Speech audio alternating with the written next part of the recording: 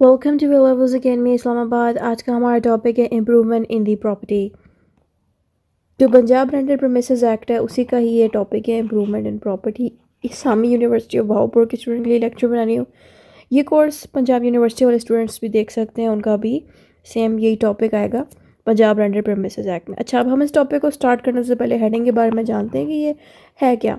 जो प्रॉपर्टी हम रेंट पे देते हैं, चाहे वो कोई ऑफिस हो, चाहे वो कोई दुकान हो, शॉप हो, या वो कोई घर हो, कोई भी चीज़ जो हम रेंट पे देते हैं उसको इम्प्रूवमेंट उसकी कैसे होनी चाहिए, किस तरह की इम्प्रूवमेंट होनी चाहिए, वो सारी इन्फॉर्मेशन हमने इस टॉपिक के अंदर लिखनी है। इंट्रोडक्शन से जब आप स्टार्ट लेंगे, आप लिखेंगे Sometimes a landlord or tenant wants to make the property better.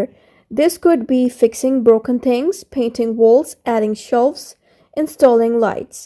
कभी कभी मालिक घर का या फिर किराएदार, दोनों में से कोई भी एक इंसान यह चाहेगा कि जिस प्रॉपर्टी में ये लोग रह रहे हैं, जैसे कि अगर मालिक का जो अपना घर है जो वो रेंट पे दे रहा है, या किराएदार जो उस घर में रह रहा है, दोनों में से कोई भी चाह रहा है कि प्रॉपर्टी बेहतर दिखे। बेहतर कैसे दिखे? क्या पता वो लोग चाह रहे हों कि टूटी हुई चीज़ें घर की ठीक हो जाएं, या वो घर का पेंट कराना चाह रहे हों, या वो चाह रहे हो घर में शेल्व्स वगैरह लगा दें या लाइटें लगा दें। और तो इस तरह की जो चीज़ें हम ऐड करते हैं, हम क्यों ऐड करते हैं? ताकि जो प्रॉपर्टी है जिसको हम रेंट पे लगाएं वो और ज़्यादा इम्प्रूव हो सके और ज़्यादा बेहतर हो सके।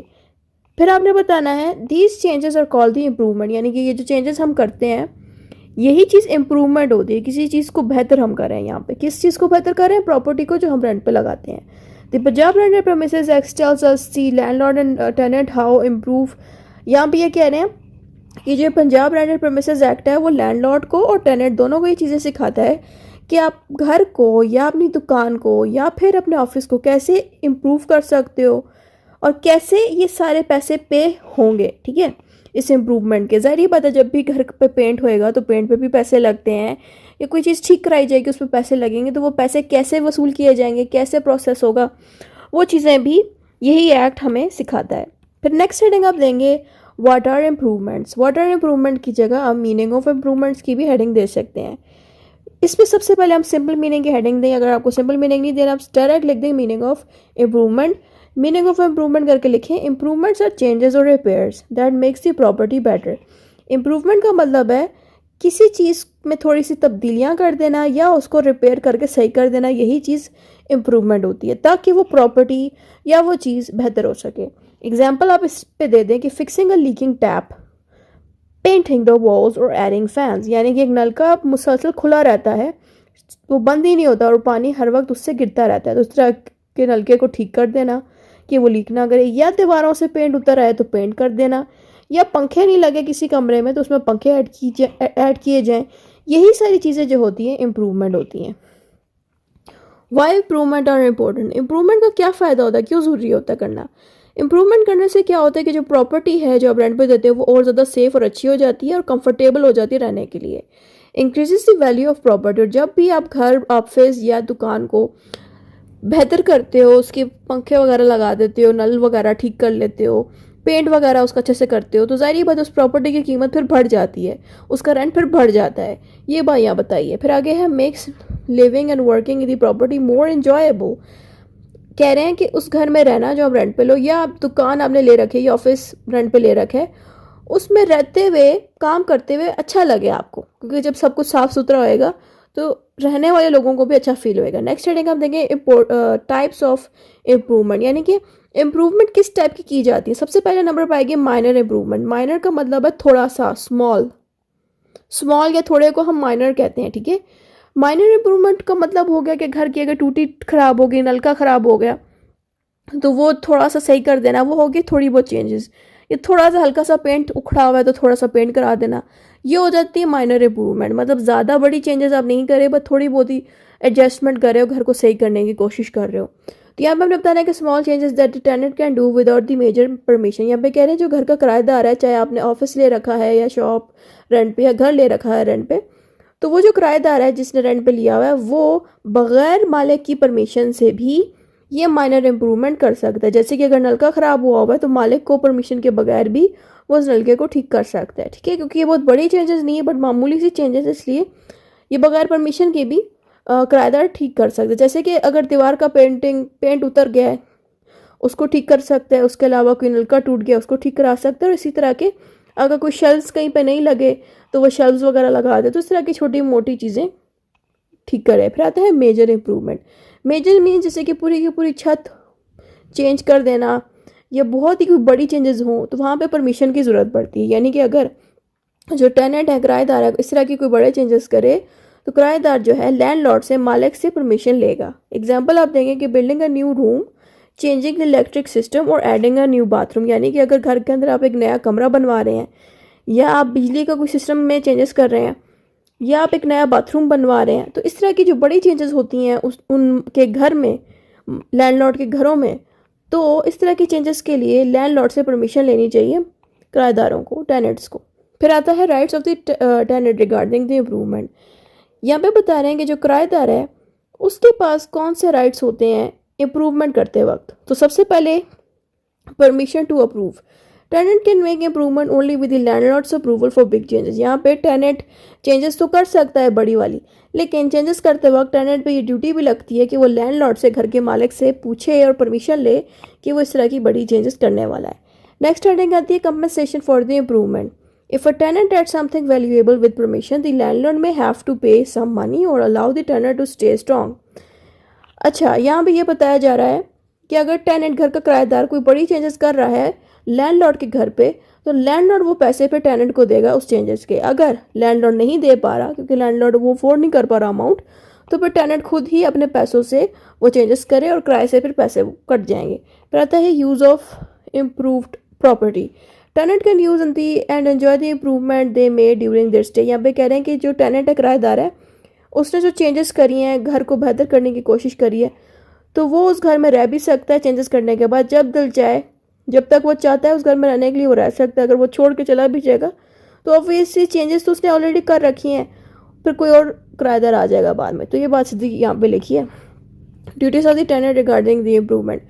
यहाँ पे अब ड्यूटीज़ बता दी गई हैं टेनेंट की कि क्या ड्यूटी बनती है। ज़ाहिर बात है, सबसे पहले ड्यूटी बनती है टेक परमिशन की, कि जब भी कोई टेनेंट यानी कि किराएदार कोई भी चेंजेस करेगा तो वो लैंडलॉर्ड से परमिशन लेगा। एक ही चीज़ देखिए बार बार दोहराई जाएगी तो आपने भी इसी तरह बार बार दोहरा देनी। जैसे कि यहाँ पे बार बार रिपीट किया जा रहा है कि लैंडलॉर्ड से परमिशन लेनी चाहिए जब भी वो कोई बड़ी चेंजेस करे टेनेंट, किराएदार। ठीक है, फिर आता है take care of the improvement.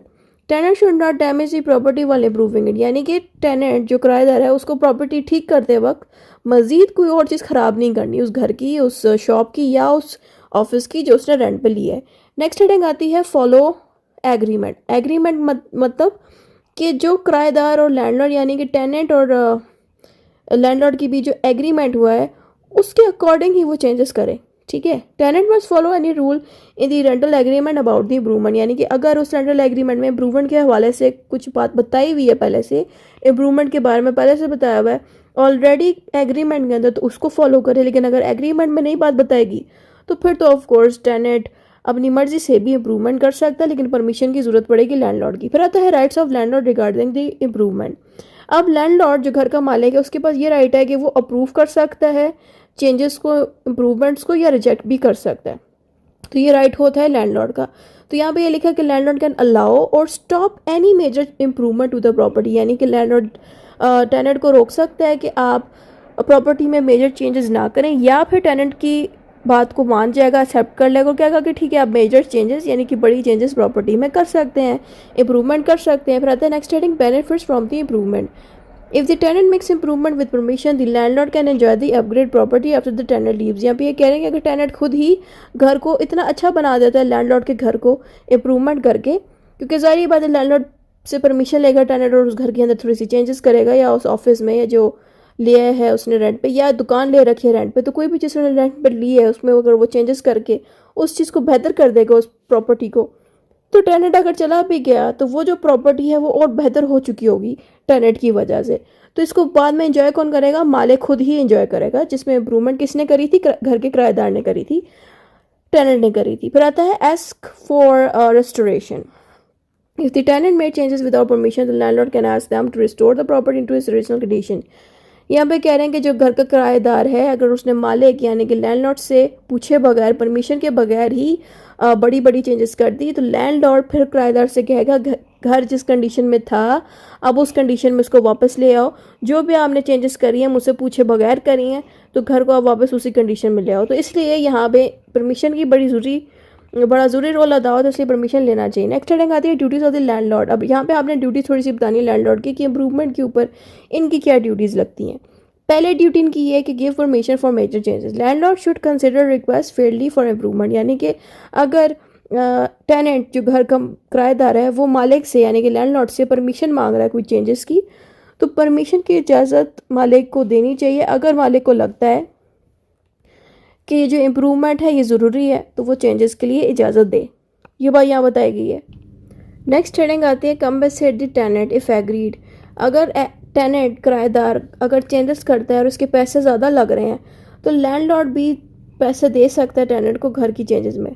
अगर लैंडलॉर्ड एग्री करता है कि वो पैसे देने को तैयार है इस चेंजेस में, लेकिन अगर लैंडलॉर्ड खुद पैसे नहीं देना चाहता तो टेनेंट खुद पैसे लगा सकता है घर की प्रॉपर्टी को ठीक करने में, और वो पैसे फिर लैंडलॉर्ड के रेंट से माइनस हो जाएंगे। यानी कि अगर घर का किराया 80,000 रुपीज़ है और घर की मेंटेनेंस भी किराएदार खुद कर रहा है जिसने ऑलरेडी 80,000 रुपीज़ रेंट इसी घर का देना है, तो घर की मेंटेनेंस पे किराएदार के लगे हैं 50,000 रुपीज़। तो 50,000 फिर उस 80 में से कट हो जाएंगे, तो सिर्फ 80 में से अगर हम 50 निकालें सिर्फ 20,000 रह जाते हैं ना, तो 20,000 फिर लैंडलॉर्ड को जाएंगे, 80 नहीं जाएंगे, क्योंकि इसी लैंडलॉर्ड के घर को ही टेनेंट ने अपडेट किया है, इम्प्रूवमेंट करी है, घर को बेहतर करने पे पैसे लगाए हैं आपने। ठीक है, इस तरह से फिर कंपनसेशन हो जाती है। कंपनसेशन मीन्स पैसे की एडजस्टमेंट हो जाती है। ठीक है, नेक्स्ट हेडिंग आती है maintain the property. Landlord should maintain all the improvement and ensure the property remain safe. असल में तो ना मेंटेनेंस का काम किराएदार का नहीं होता, ये काम होता ही लैंडलॉर्ड का, मालिक का होता है।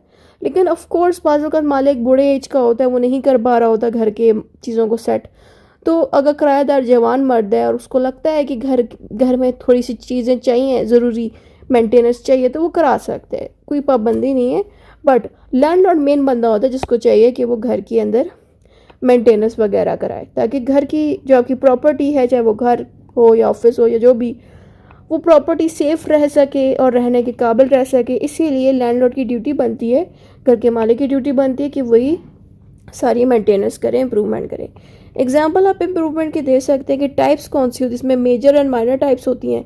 माइनर का मतलब होता है कि पेंटिंग वगैरह कर लेना थोड़ा सा दीवार पे, या कोई नलका वगैरह ठीक कर देना, ये हो गया माइनर इम्प्रूवमेंट। मेजर मीन्स के कोई बड़ा रूम, अगर आप किसी के घर में रह रहे हो रेंट पे, तो उसमें कोई नया रूम अगर बनवा रहे हो या बिजली का कोई काम कर रहे हो या कुछ भी बड़ी चीज़ कर रहे हो, तो परमिशन की ज़रूरत पड़ेगी। हु कैन डू इट, अब यहाँ पे बता रहे हैं कि कौन कौन ये काम कर सकते हो। तो आप इसमें टेनेंट एंड लैंडलॉर्ड दोनों का नाम देना चाहो तो दोनों दे दो। तो मैंने तो दोनों की तरफ टेनेंट लिख दी कि टेनेंट भी ये काम करवा सकता है। परमिशन की बात की जाए तो माइनर चेंजेस में ज़ाहिर बात है परमिशन की ज़रूरत नहीं पड़ती, छोटी तब्दीलियों में। लेकिन अगर बड़ी चीज़ें कर रहे हो चेंज, घर की या जिस भी चीज़ की जो रेंट पे ले रखी है, तो परमिशन बहुत ज़रूरी है, क्योंकि बगैर परमिशन के अगर आप कोई भी बड़ी चेंजेस कर देते हो तो घर का मालिक या ऑफिस का मालिक या दुकान का मालिक एतराज़ कर सकता है। इसलिए वहाँ पे हमें उनकी परमिशन की ज़रूरत पड़ती है। नेक्स्ट आखिरी हेडिंग आती है मेंटेनेंस की, जिसमें हमने बताना है कि हम ये इम्प्रूवमेंट क्यों करते हैं, ताकि फ़िक्स किया जा सके सारे मसलों को, यानी कि घर में या प्रॉपर्टी में कोई मसला है उसको फ़िक्स किया जा सके।